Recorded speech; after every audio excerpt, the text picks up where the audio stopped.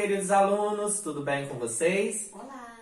E olha aí, Tia Ju, hoje nós estamos aqui para trabalhar a literatura, tá? Lembra que na aula presencial nós fizemos a leitura de 4 textos com vocês e falamos sobre a paródia? Lembra que nós lemos um texto de Drummond José e lemos uma paródia de José Drummondana.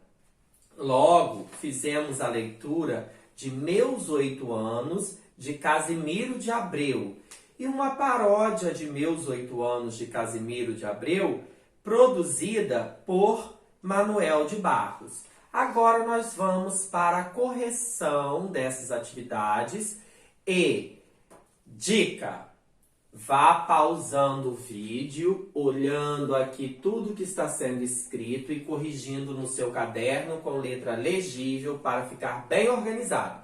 Porque não adianta você fazer a sua atividade, achar assim, fiz, tá bom. E se tiver certo? Se estiver errado? Então precisa fazer a correção, ok? Nós vamos começar aí, a tia Ju vai começar e vai corrigir do número 1 ao número 4, e eu vou registrar aqui no quadro, tudo pausadamente, devagar. Vamos repetir para que vocês consigam acompanhar. E depois nós vamos fazer uma troca. A tia Ju vai para o quadro escrever e eu explico e faço a correção do 5 ao 8.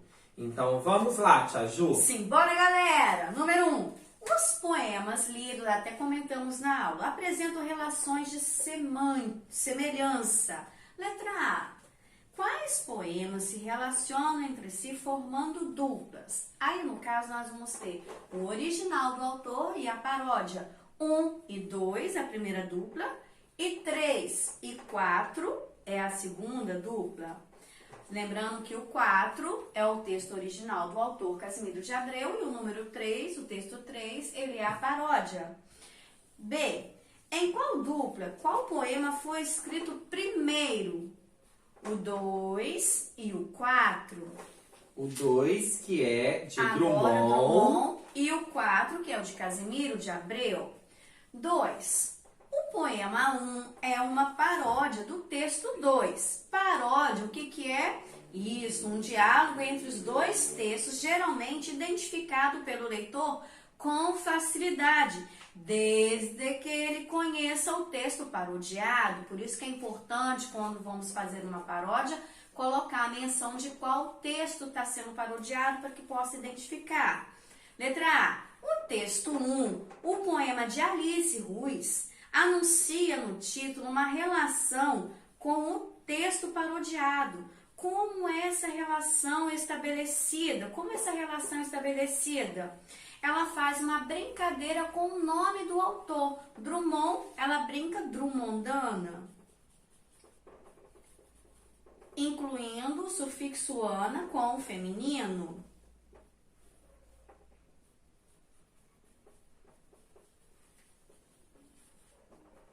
Então, ficou lá, ó. Ela faz uma brincadeira com o sobrenome do autor, Drummond. Ela coloca um sufixo ana na palavra, formando o feminino, Drummondana.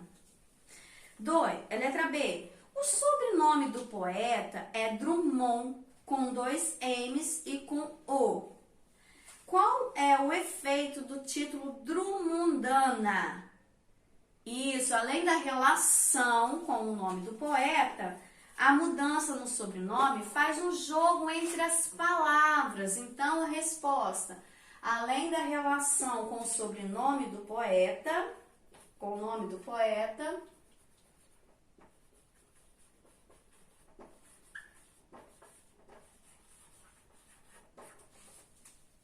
ela faz um jogo entre as palavras mundo e mundana, referente ao conselho que ela dá para a voz, né, a locutora, Maria. Mundo e mundano, relacionado ao conselho a Maria.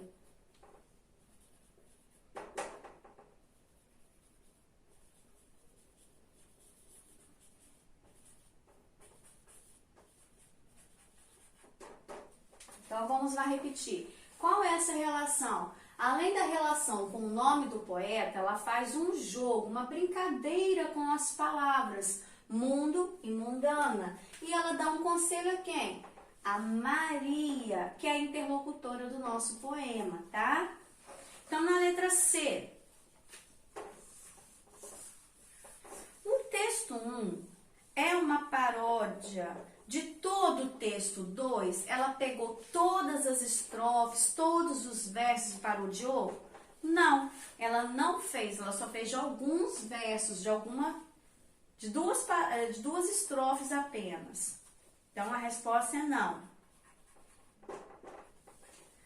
Letra D. O que há em comum entre o texto 2 e o texto 1?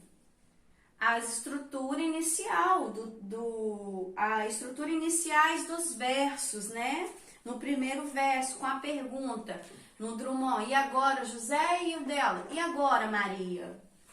A estrutura inicial dos versos.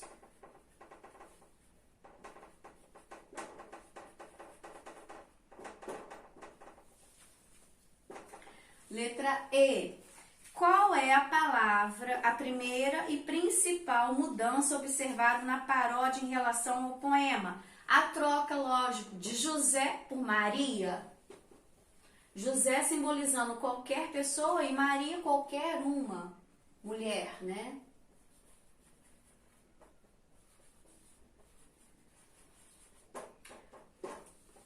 Letra F. A última estrofe do poema de Drummond não rompe com as dúvidas, suposições e angústias expressas ao longo dos versos e termina com uma pergunta. Como termina o poema da Drummondana? Com um conselho para Maria, espécie de resposta. E agora, Maria? Então, com um conselho para Maria.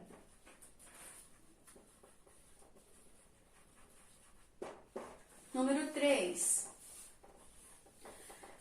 As figuras de linguagem são muito utilizadas em poemas e em outros textos literários, com o fim de produzir efeitos expressivos. Algumas delas, como a metáfora, a aliteração, a antítese e a personificação, você estudou no 6º e no 7º ano.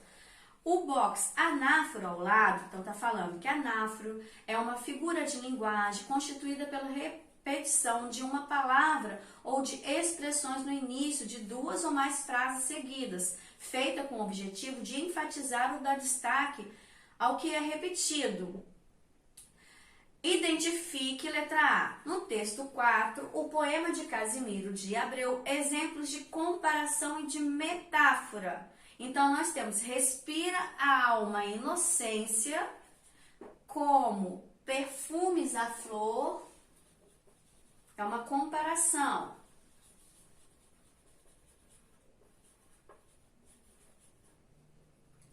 Agora nós vamos ver a metáfora. Olha o como aqui, ó. É uma comparação. E a metáfora, o mar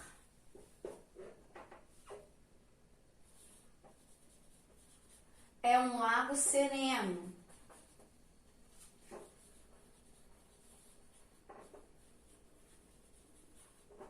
Nunca que o mar será um lago sereno, né? Letra B. Na segunda estrofe do poema de Drummond, há repetição de uma expressão. Qual é essa expressão? Está sem. Ele fala o tempo todo. Está sem mulher, está sem dinheiro, está sem casa, está sem tudo, coitado. Então, a expressão está sem. Qual o efeito de sentido que resulta desta anáfora no poema? A falta de perspectiva de José. As faltas que ele tem no dia a dia. Então, a falta de perspectiva. Sim. Isso.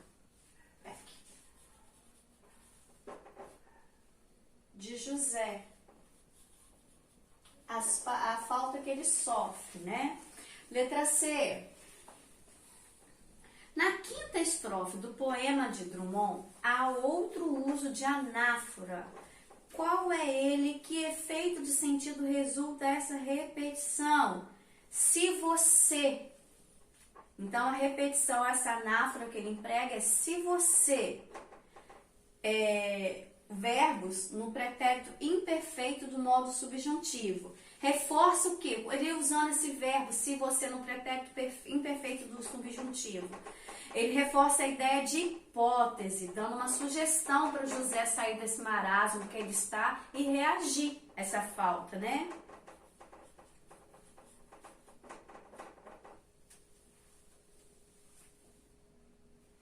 Então, vamos lá para o número 4. Então, como ficou?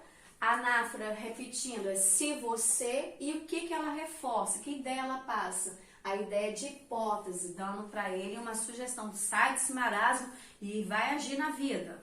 4.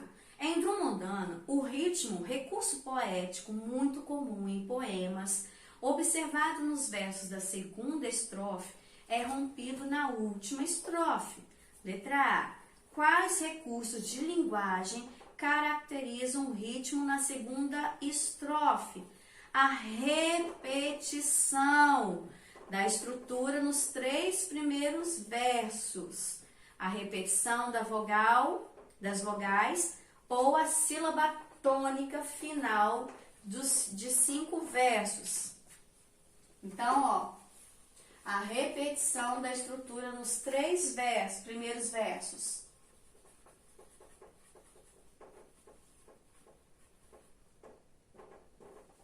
Mais o quê? Vírgula. A repetição das vogais ou a sílaba tônica final.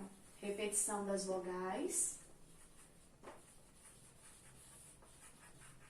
ou a sílaba tônica final. Aí vou dar um exemplo para vocês aí, falando bem claro no poema. Tá assim, ó. Palavras cria, fantasia e dia no final dos 3 versos, tá?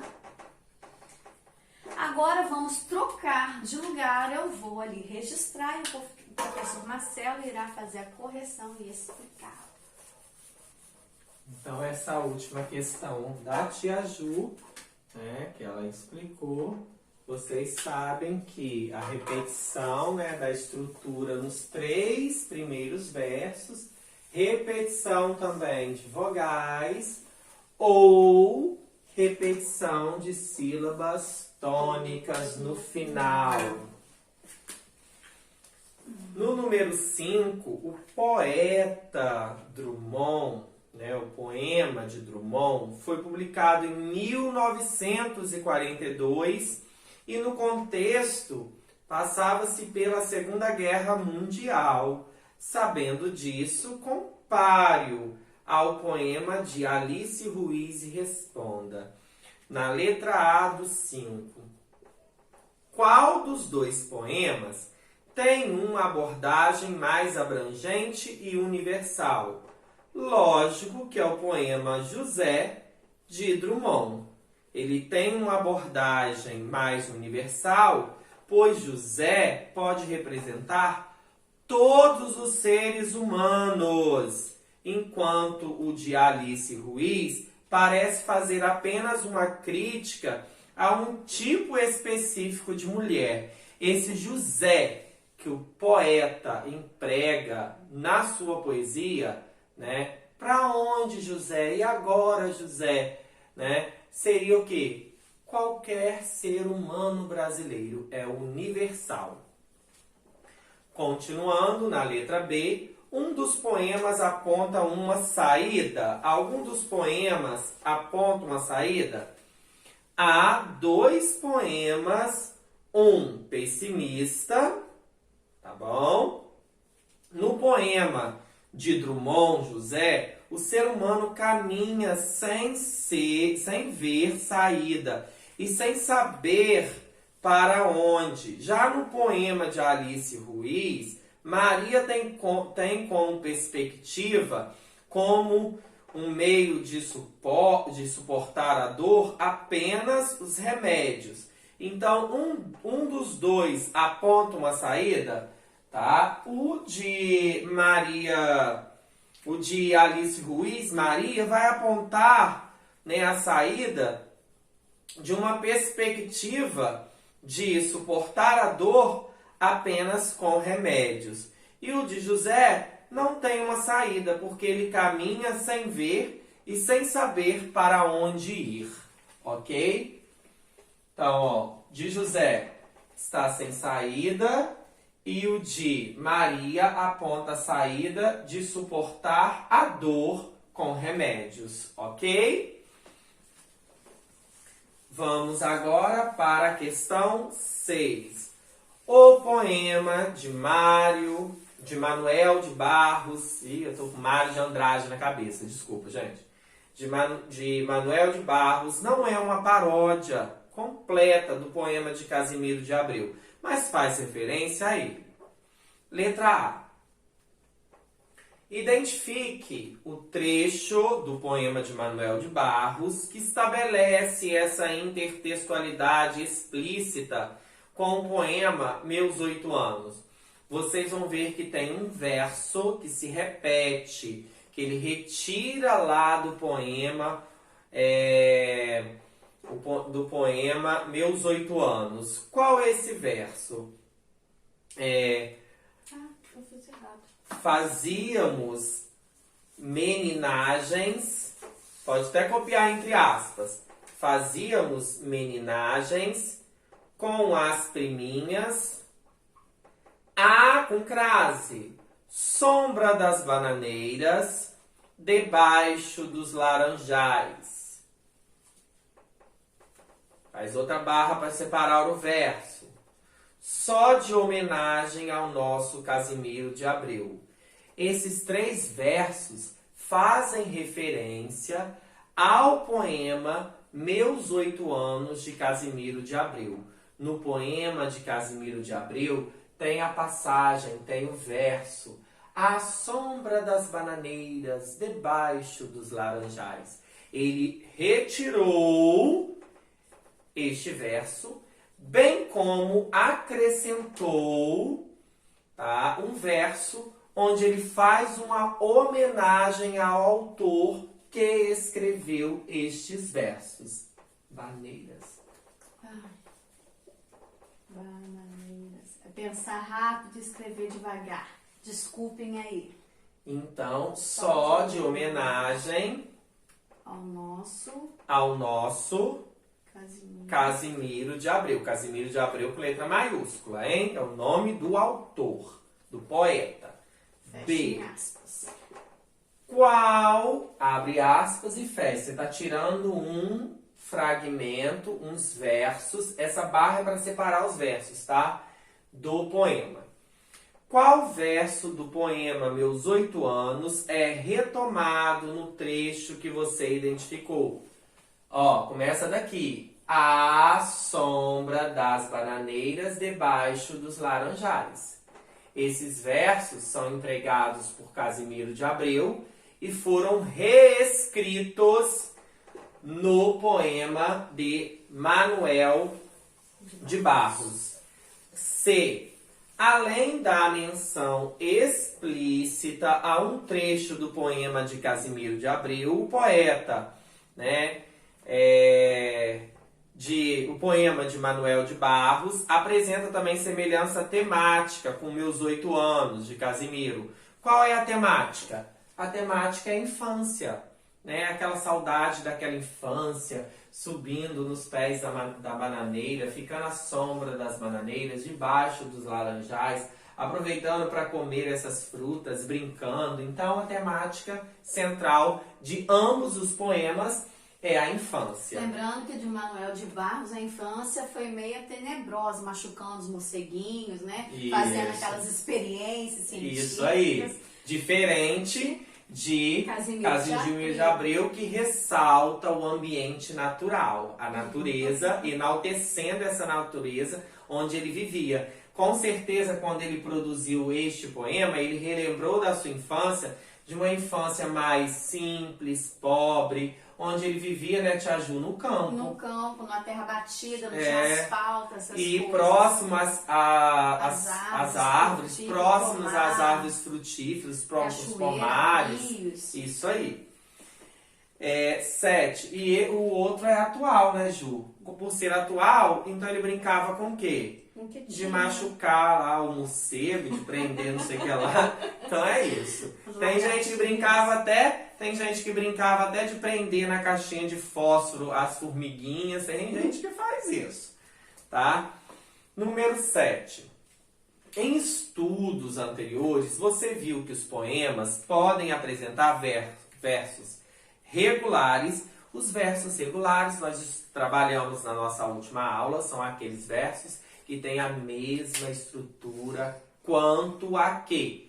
Quanto às sílabas poéticas, a métrica. Relembrando, redondilha menor, 5 sílabas poéticas. Redondilha maior, 7 sílabas poéticas. Decassílabos, 10 sílabas poéticas. Alexandrinos, 12 sílabas poéticas. Então, você vai observar qual dos poemas apresenta a métrica, os versos regulares. O de Casimiro de Abreu. Tá? Se você analisar lá, até pelo olhar, pela estrutura, veja que os versos estão mais alinhados, estão próximos, do mesmo tamanho. Já o de Manuel de Barros, na letra B, os versos são livres, porque ele usa versos mais longos, versos mais curtos. Não tem uma métrica regular. Na C,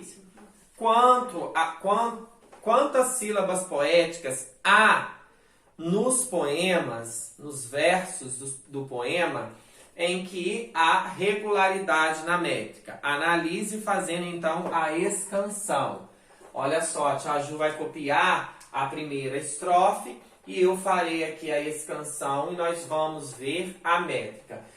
Qual que nós faremos a escansão, que tem a métrica regular? O poema de Casimiro de Abreu. Não há necessidade, gente, de fazer a métrica. Se o poema é regular, todos os verbos terão, os versos terão a mesma estrutura, o mesmo número de sílabas poéticas. Então não há necessidade de fazer a escansão do poema todo. Pega uma única estrofe, a primeira, e faça a escansão, ok? Para que você encontre um número de sílabas poéticas e a partir do número de sílabas poéticas você poderá o verso quanto a métrica, que eu acabei de falar, redondilha menor, redondilha maior, decassílabos, alexandrinos e os outros. Esses são os mais usados pelos poetas, escritores e poetisas. Vamos lá, ó. Da aurora da minha vida. O vi é forte, paroxítona, cortei. Da minha vou juntar, ó. Sílabas átonas. Ó, juntei. Fância. Querida. O ri é forte, paroxítona, eu corto a última sílaba. Que os anos não trazem mais.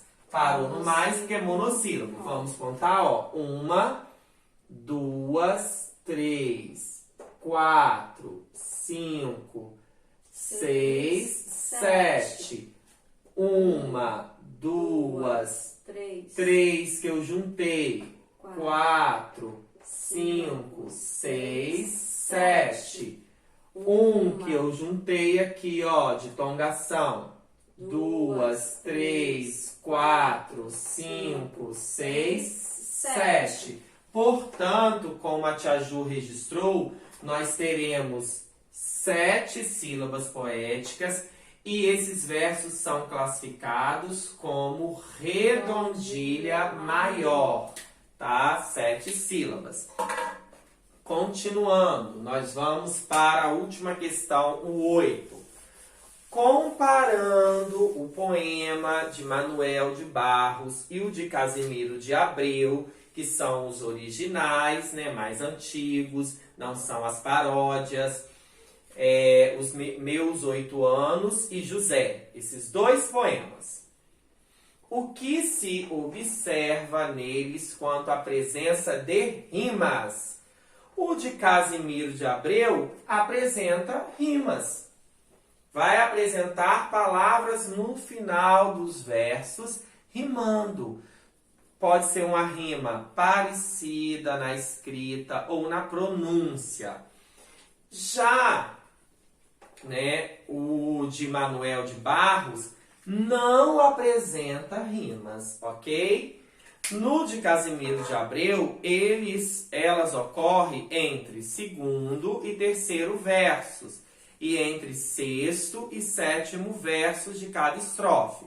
Mas não precisa colocar esse caso de esquema rítmico, de rimas. Isso nós vamos estudar ainda no 9º ano, ok? Então, Tia Ju, nós o quê? Finalizamos essa correção, mas nós vamos daqui a pouquinho dar um recadinho da próxima atividade de literatura.